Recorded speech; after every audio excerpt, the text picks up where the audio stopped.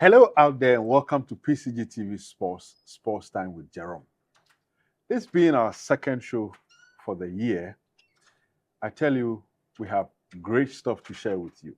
Great stuff in the sense that a lot has been happening on the Ghana sports scene, particularly football, and a lot of football issues to talk about. We'll go for a short break. When we come back, I'll introduce my guest, and as usual, the show will continue.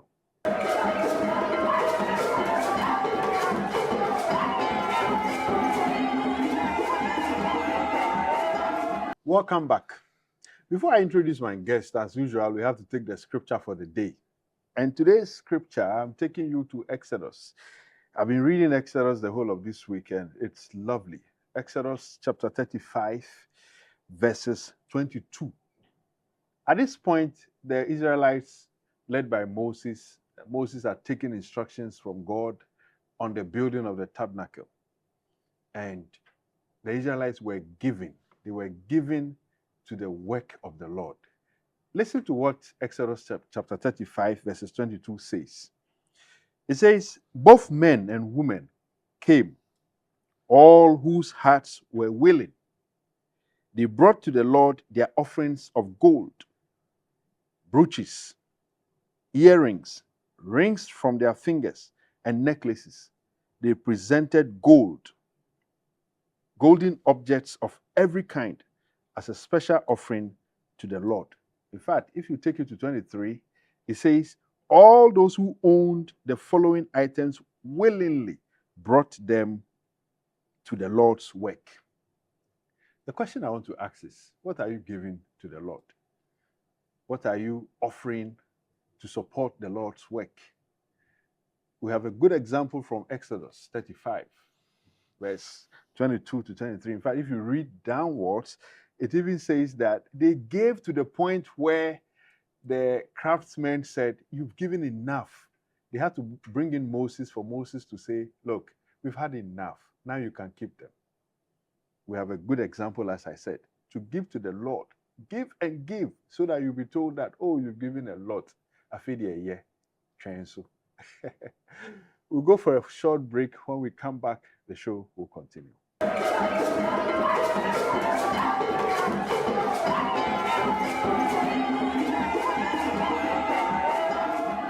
Welcome back. As I told you, we have lots of football conversations. Not because we are passionate about football. I mean, Ghana is passionate about football, but then there's a lot happening in the football scene. And what is it? It's about Kotoko and Insuatreman going to play a Ghana Premier League game. And unfortunately, someone was killed. There's controversy over whether or not the person was killed within the stadium or outside the stadium. The police say it was outside the stadium. But that's not why we are here. We are here to look at what led to the issues. I mean, what led to the killing, and then all that has been taking place. Kotoko has suspended all football, senior team training and activities. They say they are not going to take part in the Ghana Premier League until justice prevails. When will justice prevail? Because we've not even found, as we record this program, we've not found the prime suspect. Some people have been arrested. Some were released on bail and all that. And Kotoko and House of Folk came together to say that, look, we are making these demands of the league. The FA has also come out with enhanced match day protocol, saying that with this, probably the league can start. I'm not sure it's a position Kotoko shares. Some Kotoko officials have been making commentaries.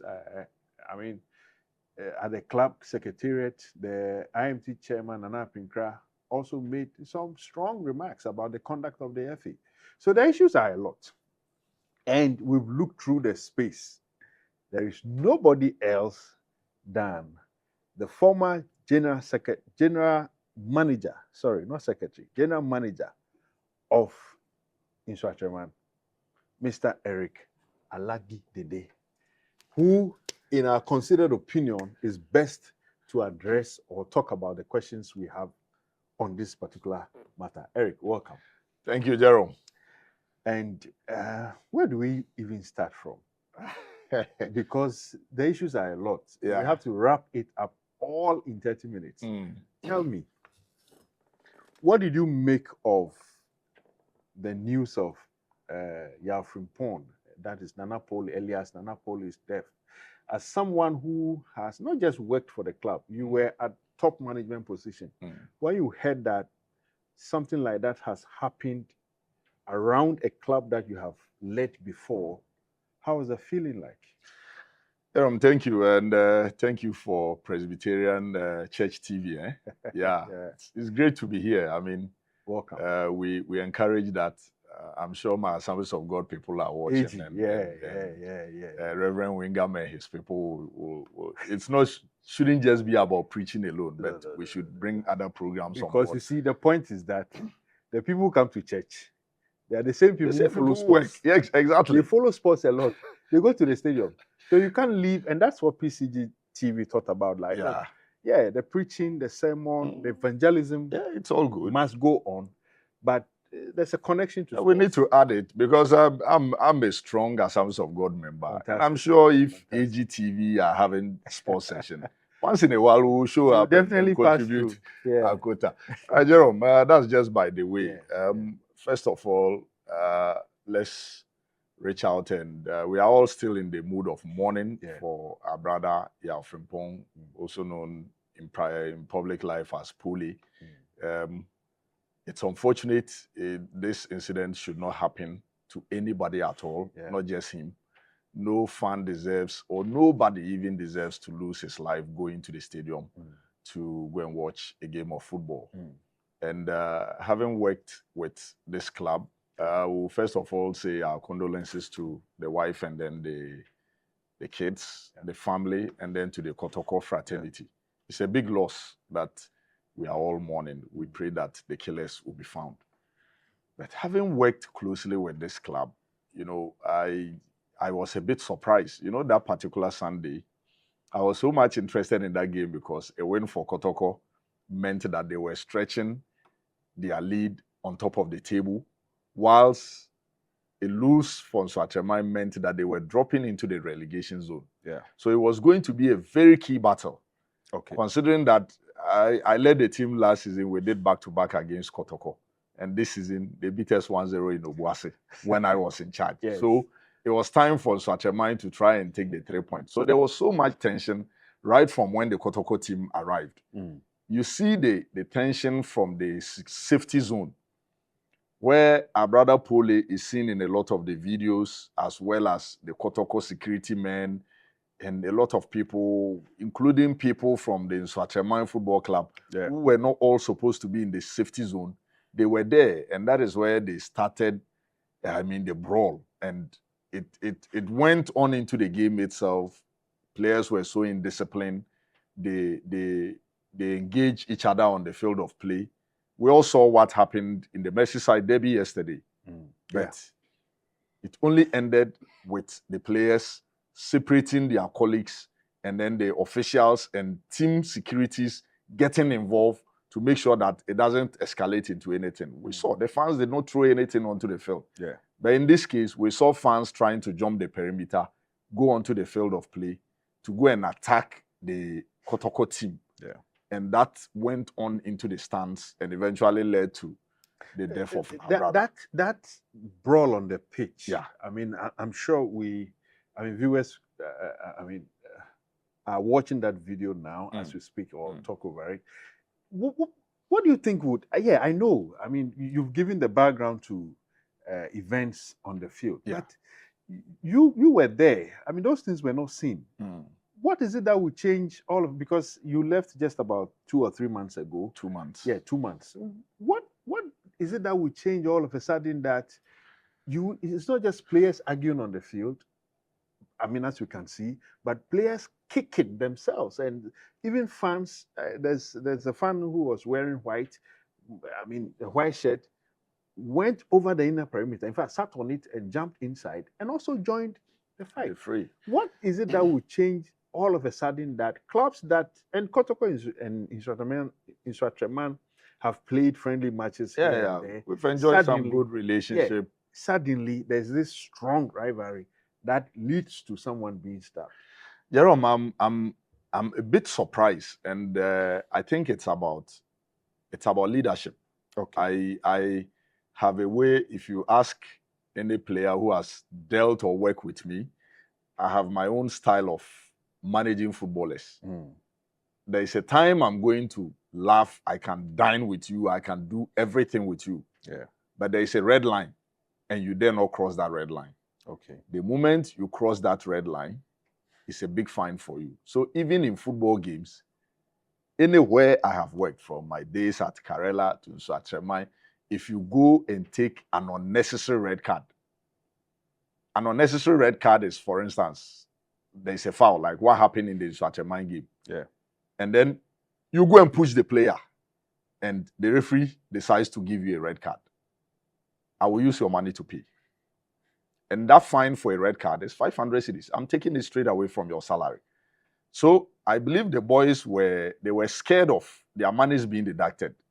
The money itself is not enough. So if I have to deduct, you are scared. And there were laid down rules and regulations as to what you can do and what you cannot do. From when myself and Maxwell worked in the first season, even when you come to training, Jerome, you're talking about Maxwell Konadu. When you come a minute late, 1 minute late, 50 cedis is deducted from your money. Wow. Yes. So these were things the guys were so scared of. I remember in the first season, we deducted players' money, and we got almost over 5,000 of that money. And we were planning to use it to organize a party for them at the end of the season. So in your opinion, it's just leadership, maybe the leadership cap not being fitted properly that led to that? For me, I think that is what it is. And there is something a lot of people don't know. Okay. In 1 minute, I will tell you. Tell us about that. Inti Menu. Go back and watch the video. Inti Menu is who? Inti Menu is one of the Asante Kotoko midfielders. Okay. The brawl started with one of the Kotoko players trying to tell Stephen Diu to take the ball back. Yeah. Then the captain for the day from Nswatremai, Eric Osebonsu, wearing number 33, came in to push the Kotoko player away. And the brawl is what you are seeing on your screens now. And then Inti Menu came from behind.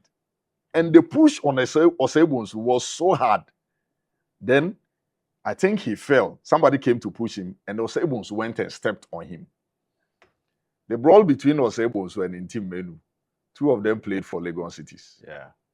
And under Maxwell Konadu, there is a player called Sadat. He even played for Nswatremai. Okay. In the MTN FA Cup season. We have to go for a short break. When we come back, we're going to go deep into the issues. The issues are a lot. We have to exhaust it in 30 minutes. Go for a short break. We'll come back and the show continues.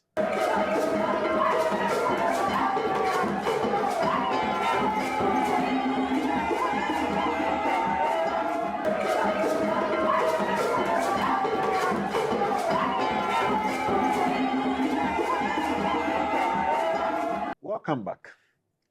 You know, as I was saying, this Nana Poli issue, it's a big one. It's truncated the Ghana League for some time now. I think we are getting to the second week or so, or third week. Yeah, the second week. Second week. And we're not even sure when we are coming back. But so you were given a narration of how the incident happened. But you see, now it has happened. And the league has been stopped. Yeah. One of the rare things to have come out of this is Hearts of Oak and Kotoko. Indeed, Kotoko issued a statement saying that until justice is served, they won't be part of the league. We don't know when the prime suspect is going to be arrested and all that. Maybe very soon. I pray on this channel that he's arrested so that justice will be served.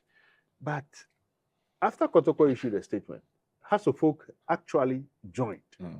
And there was a joint statement making demands.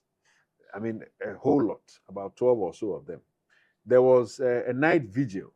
I mean, and that night vigil had Hearts of Oak fans and some of their officials, I mean, supporters leaders in Kumasi joining and also making some demands.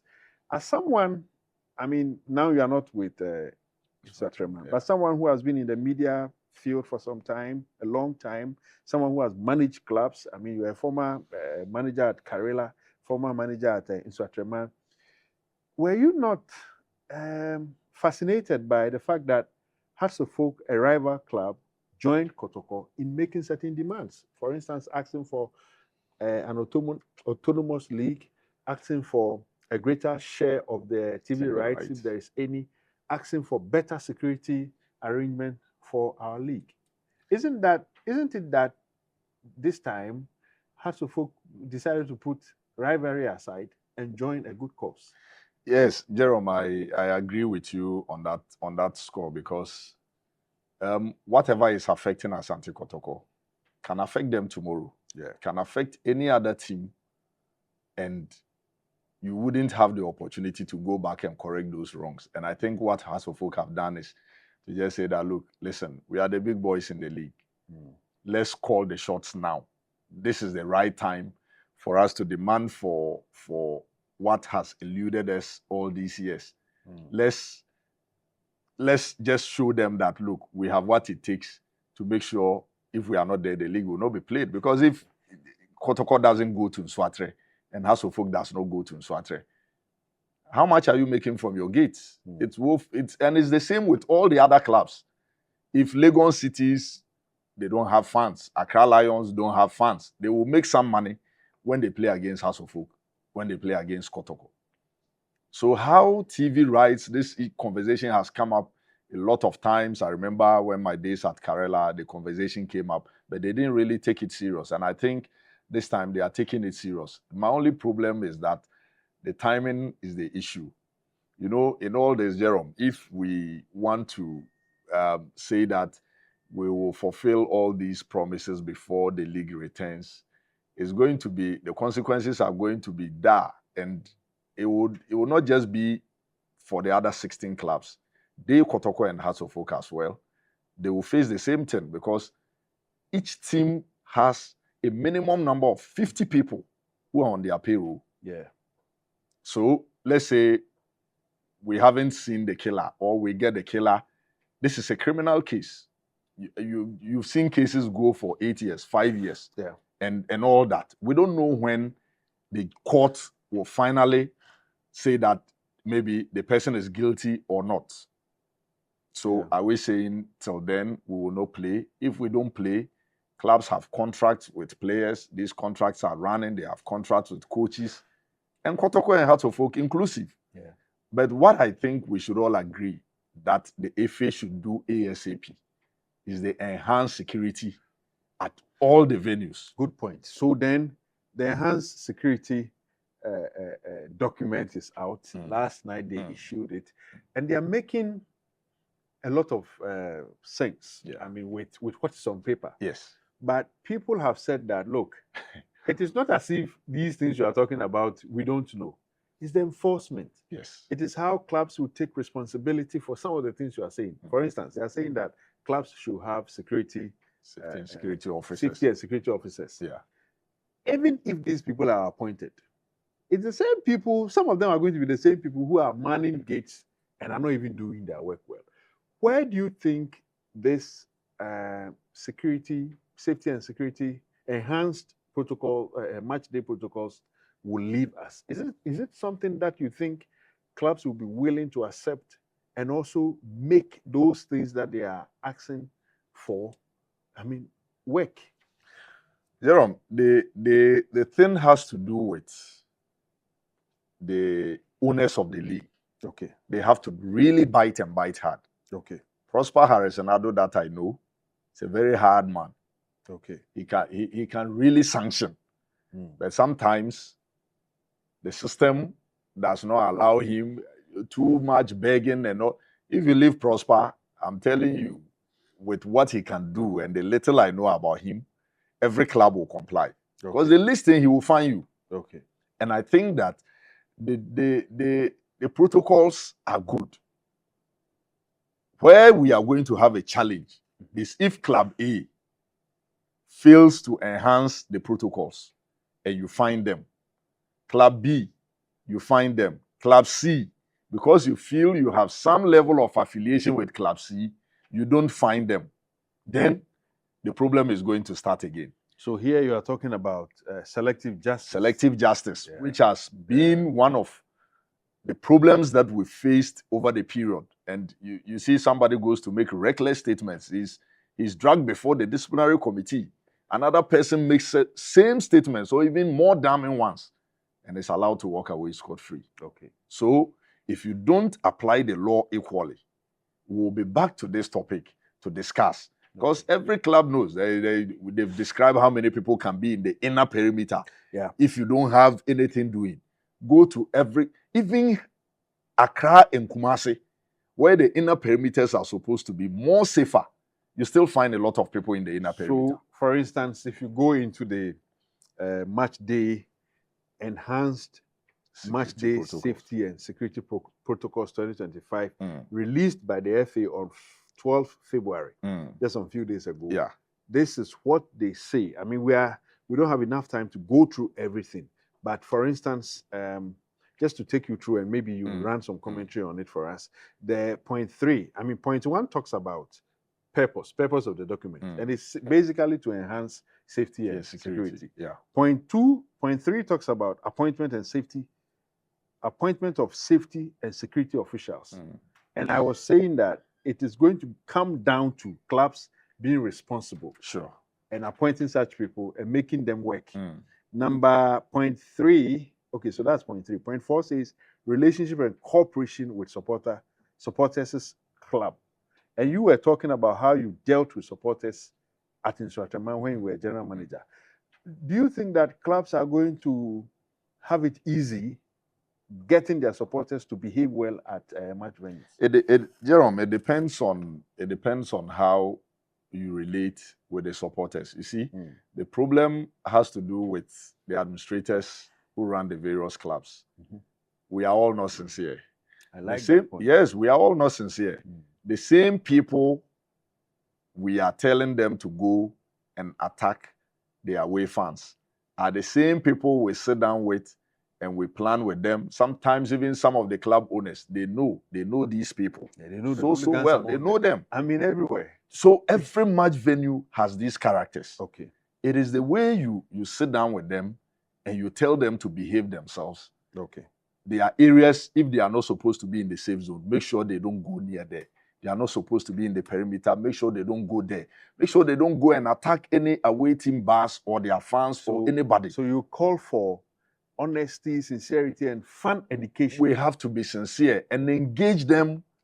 They are humans. Look, when you don't send them to go and attack people, they will not wake up on their own and go and attack people. That's true. The same people send them. That's true. I went to this venue. We were attacked. They did ABCD to us. So they come and start spreading the news amongst them. So even when you don't tell them that do it, they would want to do it because you came back to tell them things that happened when you went to that particular venue. That's true. So there has to be a lot of sincerity among leadership. That's so true. I like that. I mean, leadership without sincerity, you are going to mess up. If you go to point 5, stadium zoning, and a friend of mine last night, I mean, you and I were somewhere. We were on a show, another program, and someone said, after the show, someone said, Jerome, read this document and you will know that everything we are talking about is already there. So they say stadium zoning, point 5A, they give a category of zones.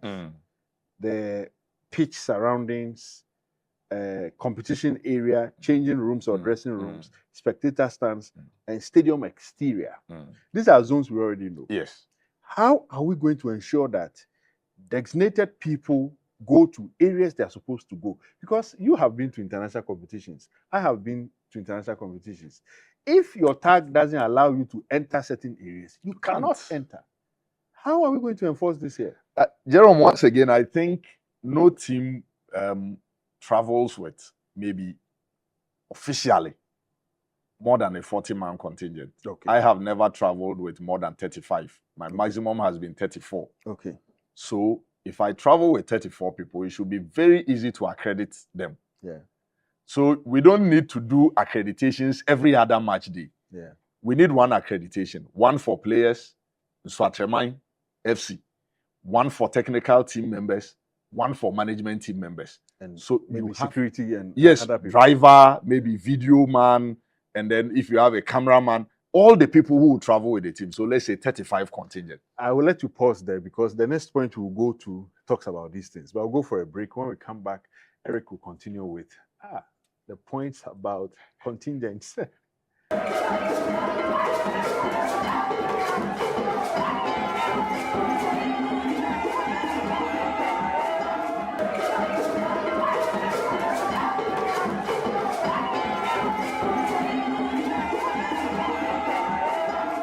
Welcome back.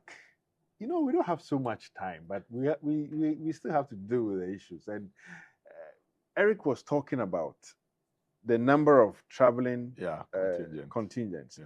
The document talks about accreditation device, and under accreditation device, point C says 7C says number of players on start list. So these are people you can accredit. Yes. For specific areas. Yes. And they mentioned 20. Technical team 7. Yes. Driver 1, of course. And then equipment officials 2. Management 5. And then 1 club media person, photographer sometimes. So that to 1. So that sums it up to 36. 36, which is close to the number you were dealing with. And they say that these are the accredited people, and they should make sure they go to the specific zones. And the zones are listed in the document. So the zones are very clear. Players, technical team members will be in the inner perimeter. Yeah. They will have access to the dressing room and be within the inner perimeter area. Driver, you cannot go there. For the cameraman, maybe you are given access to the page, you can take still pictures and all that. But when maybe the game is about to start, and you can still be within the perimeter area if it's about camera. But if you're a video man, maybe you have to go and use the video stand and all that. And so you look at all these people, Jerome, it's much more easier to zone them and put everybody where they belong. Yeah. And elsewhere, it is what is done. It's so simple. Anyway, because we don't have much time, we know what the issues have been. Kotoko have not been happy with certain things. The FA is also pushing a certain position. Yeah. Eric, with your experience and knowledge of the regulations and everything, how do we get out of this? Not hurting the sentiments of the family and Kotoko fans, and also making sure that football investments are saved. Jerome, it's very simple. The FA did not do well from the onset. Okay. But if they have realized their mistake, it's better late than never. I think they should be, on daily basis, they should be engaging Kotoko and Hearts of Oak. Okay. Look, these are the guys who are calling off your bluff. And it can really go a long way to hurt football investment, because a life is lost. No amount of money can be equal to that life that is gone. That's true. But we must also preserve what is left behind us and make sure that we don't also, in trying to find a solution, in trying not to hurt the emotions of people, we don't also destroy the careers of a lot of young men who depend on football for their livelihood and that of their families. Okay. So it's a win-win situation. I think the engagement should be more, so that we come to the table and meet at an equilibrium point where we can say that, look, yes, the harm has been done. ABCD is what we believe that going forward we can all do to make sure that anybody leaving his or her house to go to the stadium knows that they will be safe. And after that, we make sure that when the season comes to an end, within the off-season period, we will begin to have negotiations about these things. Every stadium, your CCTV cameras must be ready. Your pitch must be up to standard. The demarcations within the stadium must be okay before we can go on. So then, just to wrap up, your position is that the demands Hearts and Kotoko are making, we can't meet all of them. No, we can't. We have to proceed at some point with what we can.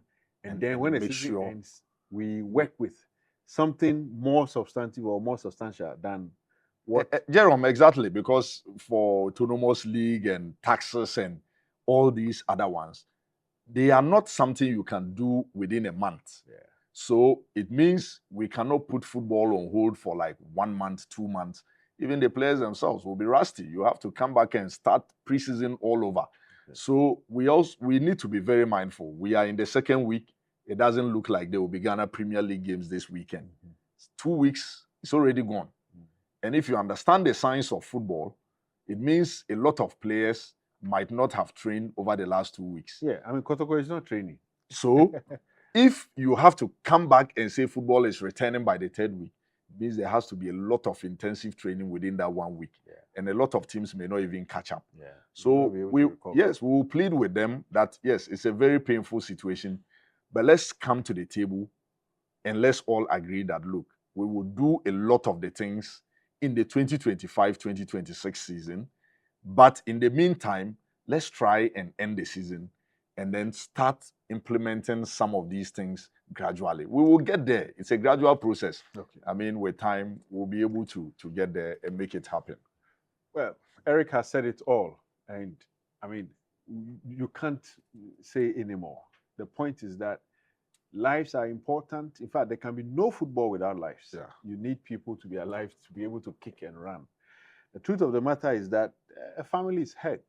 The entirety of Kotoko, and in fact, Ghana football fans are all hurt over the senseless, excuse me to say, killing of this fan.